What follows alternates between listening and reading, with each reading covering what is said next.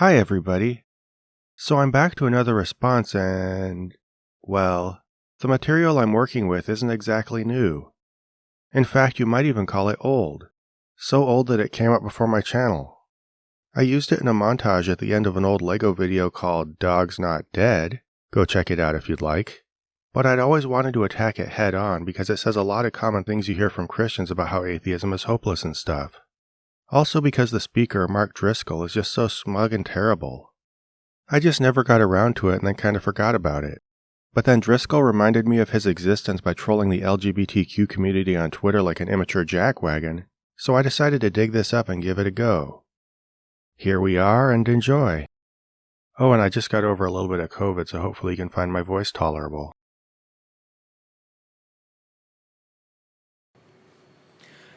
There are various ways of seeing God. And unfortunately, with your eyes isn't one of them. There are, in fact, basically 5. We'll call them worldviews. Ways of viewing the world and your place in it in relation to God and what ensues after this life. Before he even says the first word about atheism, Driscoll tells us a lot about where he's coming from and how seriously we should take him. When listing his 5 worldviews, he starts out with 4 actual general concepts of God, but then just ends with the name of a specific religion, which is as nonsensical as a list of government types that includes democracy, dictatorship, monarchy, anarchy, and the United States of America. This makes it look like Driscoll's not making a serious attempt at listing various concepts of God, but rather contrasting Christianity with various things that aren't Christian. Maybe to pander to a Christian audience? Who knows? The world's just so full of mysteries. This is pretty much how he's going to handle atheism. Rather than talk about what atheism is, he just harps on the fact that it's not Christianity and doesn't offer what Christianity does. In fact, this is pretty much the thesis of his talk, as we'll see here. The first is atheism. Theos, God. Not. So atheism is that there is no God. There is no God. Now, if that is the case, then this life is all we've got. There's no God who made us. There's no God who knows us. There's no God who's come for us. There's no God to comfort us. And when we die, there's no God to greet us. Just this life. That's all that there is. If you listen carefully, Driscoll's doing literally what I said he'd do and nothing else. He brings up 2 things, God and this life, but he doesn't even say anything about this life.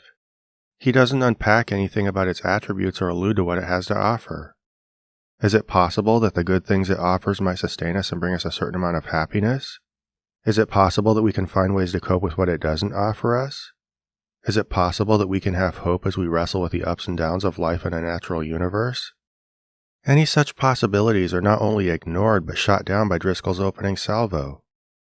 To him, the only thing that's important about this life is that it's not God and thus doesn't offer the same things Christianity claims God offers.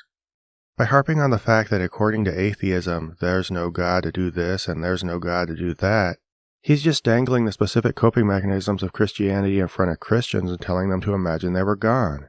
But this has absolutely nothing to do with how atheists develop their own coping mechanisms based on how they understand the universe.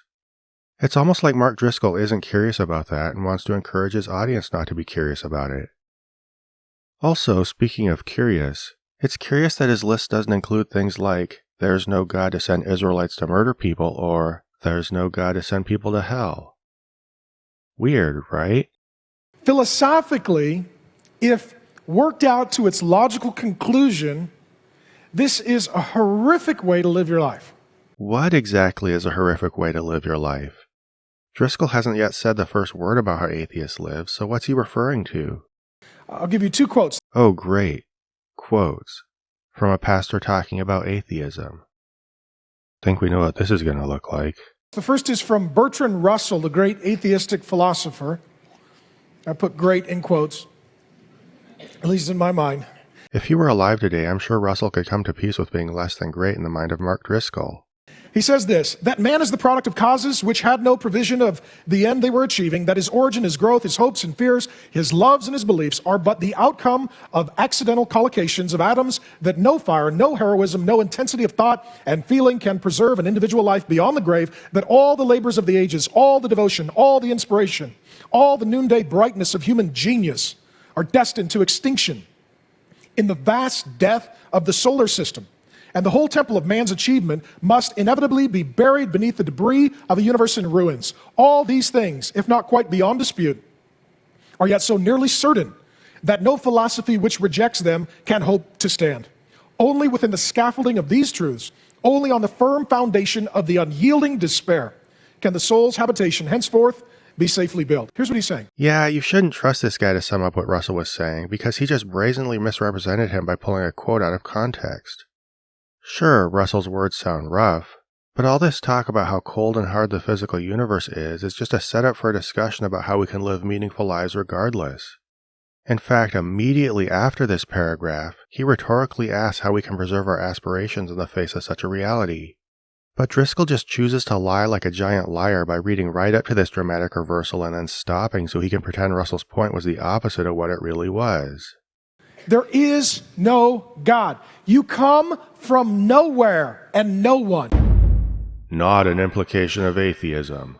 Not coming from God isn't the same as not coming from anywhere or anyone. You're here for no purpose. Not an implication of atheism. Not being here for God's purpose isn't the same as not having any purpose. If you are hurting or suffering, there is no one to help you or rescue you or comfort you. Not an implication of atheism. As a person who's been helped, rescued, and comforted by people several times in my life, I can tell you that this simply isn't true. And when you die, there is nothing awaiting you. Sure, there won't be anything awaiting me, but on the other hand, I won't be awaiting anything myself because I'll be dead. So I don't think I'll be all that bothered by the situation. What he's saying is this is the scaffolding for life. And the foundation, he says, is, quote, unyielding despair. Richard Dawkins, a more modern-day atheist, was asked the question, doesn't your worldview lead you to be depressed? Here's what he said. I don't feel depressed about it, but if somebody does, that's their problem.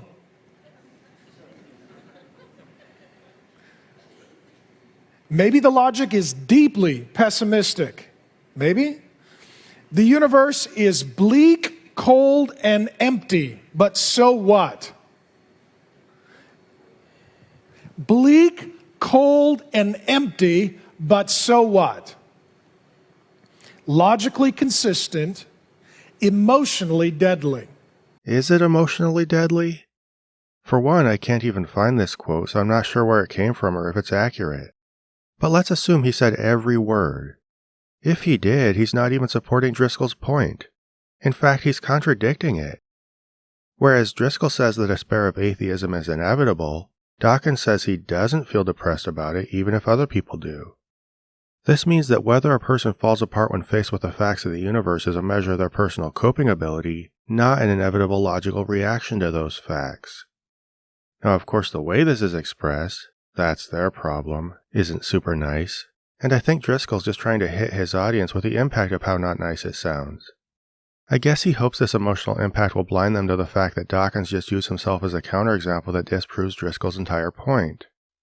Yet another indication of whether we should take this guy seriously. But the bigger question is, why do we care about quotes from two specific people who happen to be atheists? I'm sure Driscoll would recognize it was stupid if I went out and hunted for the worst two quotes I could find from the worst two pastors I could find and claimed they spoke definitively about all Christianity. But somehow I guess he doesn't recognize it's also stupid when he tries to pull the same thing with atheism. You come from no one. You come from nowhere. You're here for nothing. No one can save you. None of this follows from the non-existence of a God, and I've already explained why. Not going to keep doing it. Might makes right. Only the fittest survive. If you are losing, it's because you're a loser. If it's your pain, it is for progress, and so be destroyed in the name of forward advancement. How is any of this even remotely related to atheism? If you believe the weird things he just said, it's not because you don't believe a God exists. It's because you have a sociopathic disregard for the people who do exist. Now we know the only the fittest survive thing is a reference to evolution, but 1. Atheism isn't evolution or any other scientific theory, and 2. Survival of the fittest just describes life in the wild. And guess what? Only the fittest creatures survive in the wild regardless of evolution. So if a creationist doesn't want to pattern society around observations about nature, why should somebody who recognizes the reality of evolution? And when you die, there is nothing, there is no one, you go nowhere. More accurately, I won't be aware of anyone or any place due to my lack of consciousness. But I can cope with that regardless of whether Mark Driscoll's mature enough to imagine coping with it. The universe is cold, bleak, and empty. The whole place isn't cold, bleak, and empty. Earth is a fairly comfortable place to live, and a lot of the universe is beautiful and amazing and curious. I'm starting to think the problem isn't the universe. I think it's Driscoll's raging pessimism. Or at least his feigned raging pessimism. But so what? Build your life on unyielding despair. You ever wonder why atheists don't have great songs? That's why. Have you heard of Bo Burnham? His songs are pretty cool. Besides, the issue isn't a lack of songs by atheists. Who knows how many great songwriters don't believe in God? It's a lack of songs about atheism. Non-believers probably don't sing a lot of songs about their disbelief in God for the same reason Christians don't sing a lot of songs about their disbelief in Hinduism or UFOs. Now, where this leads inevitably is that when your life really hurts, you're struggling, you're hurting, you're physically injured, you're diagnosed with cancer, your marriage is in shambles, your loved one has betrayed you, your children are wayward, your boss fires you, you're nearing your end, emotionally you're undone. Maybe you're just a tender-hearted, conscienced person and just life on the earth is very difficult for you. Here's where you end up going with this ideology. Depression. This is gross. Depression affects people for reasons too complicated and too serious to be boiled down to belief or lack of belief in God. And it's way too serious to be weaponized against people you're pissy at because they don't believe your religion. Have a little class, dude. Also, side note, all my most serious bouts of depression came when I was a Christian. It wasn't because I was Christian, to be fair. But that and the fact that my outlook on life has improved during my time as an atheist serves as a clear counterexample to his narrative. You're just depressed. You're just depressed. That's why the number one category of prescription medications is? Treatments for cardiovascular disease? Antidepressants. The top 10 prescription medications as of 2019 were for cholesterol, antibiotics, blood pressure, 4 were for this, thyroid, breathing, diabetes, and stomach acid. Antidepressants didn't exactly dominate the charts, ranking as the 19th, 27th, and 28th most used prescription drugs. Now yes, Driscoll's video is several years old, but my admittedly amateur search of top prescribed drugs seems to show this trend going back to the early 2000s. I never saw antidepressants dominating or even seriously competing in this category. So once again, it sounds like Driscoll's a total joke who just hopes his audience won't look anything up. Not saying that all medication is a sin. Glad we're clear about that. But a lot of medication is a functional savior. Take away how he uses the word savior to freak Christians out with the idea of replacing Jesus, and all he's saying is that medicine works. Cool. People who don't know God and as a result don't have hope. Stop mistaking not having hope for not having the specific imagined thing. You need to have hope. It also leads to self-medication, drugs, alcohol, sex, pornography, shopping, violence, entertainment, a consumption culture, a conspicuous consumption culture. Conspicuous consumption culture, says Mark Driscoll, who leads a decked-up megachurch, dudes himself up in hipster pastor clothes, and apparently has a net worth of $2.5 million. But look, Brazen hypocrisy aside, what he's doing here is pretty standard formula nonsense for pastors talking about the world. Unbelievers don't have fill in the blank with hope, purpose, morals, or whatever without God, so all they could logically do is scurry around trying to fill the emptiness inside them with destructive materialistic excess. It's silly. Thirdly, it results in suicide. If there's no God to judge me and no God to help me, and when I die, there is no consequence, then if it hurts really bad, why not just get it over? I'm going to die anyways. Let's just move the date. So if he's flippant enough about depression to use it as a rhetorical tool against people he disagrees with, why not do the same with suicide, right? It's gross, and it pisses me off on behalf of people who have struggled with depression or suicidal thoughts. But if I were to try to set that aside and indulge his little game, I don't want to move the date because I enjoy my life. And even when I didn't enjoy it for a time, to the point that things felt hopeless, I wanted to work through my struggles knowing I still had things to live for. Now, I'm not saying everybody can maintain this perspective equally well, because some people just struggle more than others. My point is just that it doesn't all hinge on God belief. Also, I have family members, including children, who love and depend on me, and I care about the distress they'd experience after I was gone. Sure, I wouldn't be there to notice their struggles anymore, but they would be there and struggling, and that's still something that concerns me. This is a huge problem with Driscoll's logic. Concern for others simply doesn't factor into it. If something doesn't present a problem for you, why should you care? Why bother doing anything if it doesn't bring you continued pleasure on earth or lead to eternal pleasure in heaven? Everything he says is based on the premise of sheer selfishness. If you do or ever have struggled with suicidal thoughts, nothing I said is intended to shame you. I was just describing good logical reasons to go on living without God, and I wasn't implying everybody who's struggling should just suck it up and trudge on. If you are struggling, please reach out for help. The 800 number for the National Suicide Prevention Hotline is on screen, and I understand you can now reach it at 988. I know that's not much, but since this came up, I at least wanted to direct you to a starting point for finding help. You deserve better than to be used as an object lesson in what some dude thinks happens when you don't believe in God. Prayed for a gal just an hour ago, bawling. She said, that's what I believe, and I was going to kill myself. What do I do? That's consistent. So, an hour ago someone was confiding in him that she was suicidal, and his reaction is to immediately turn around and talk about it to the public? If he's not just making this story up like a lying liar, this is grossly irresponsible. That's why teen suicide rates are up and girls cut themselves in junior high. That's why. That's why.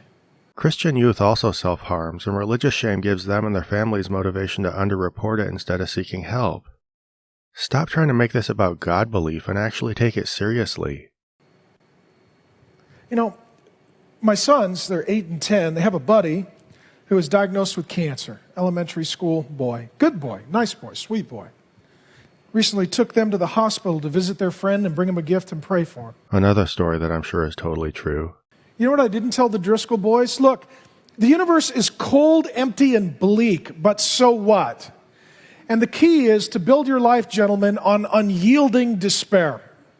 And only the fittest survive. So if your buddy doesn't make it, he's back on the food chain of Darwinian evolution, and that's what happens to the less fit.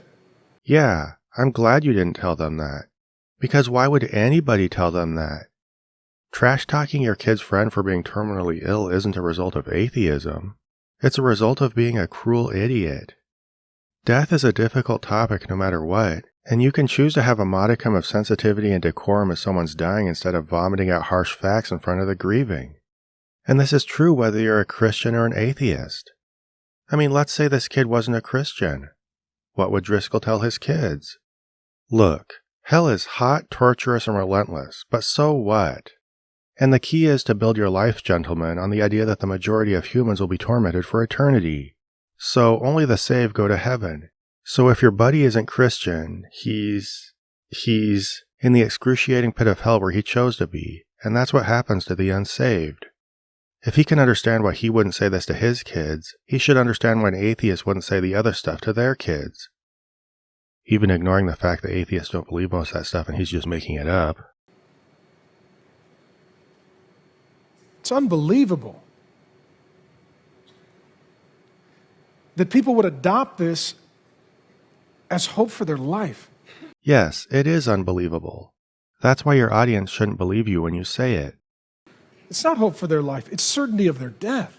My view of the world isn't fixated on certainty of death.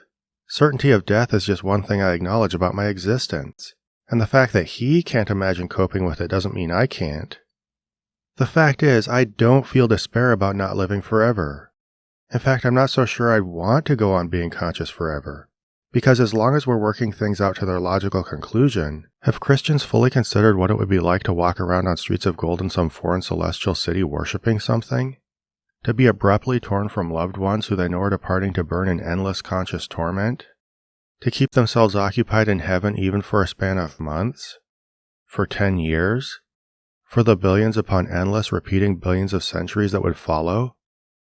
Would they maintain their sense of self? Recognize what they had become?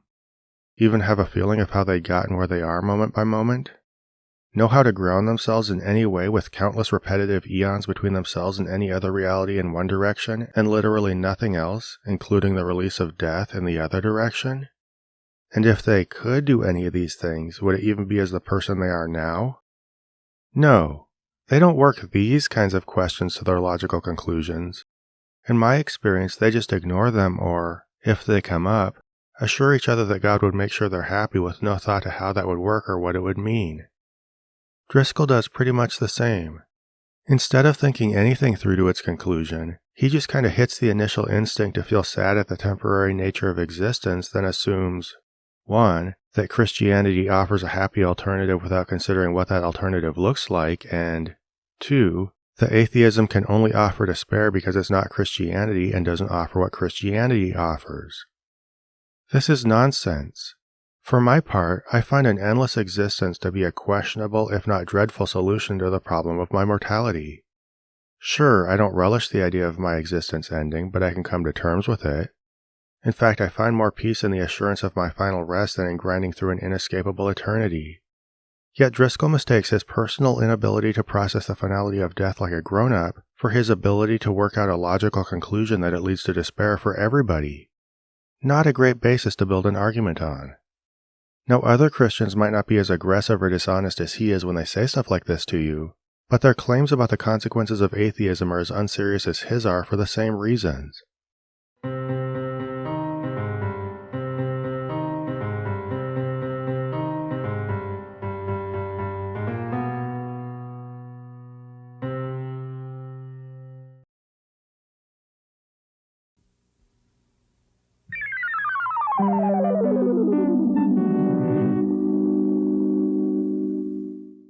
This program was made possible by a grant from John Adams, Bob Generic, Maggie Danger, S.R. Foxley, Daniel Bostedt, Magnus Holmgren, and Q, and by the generous support of viewers like you.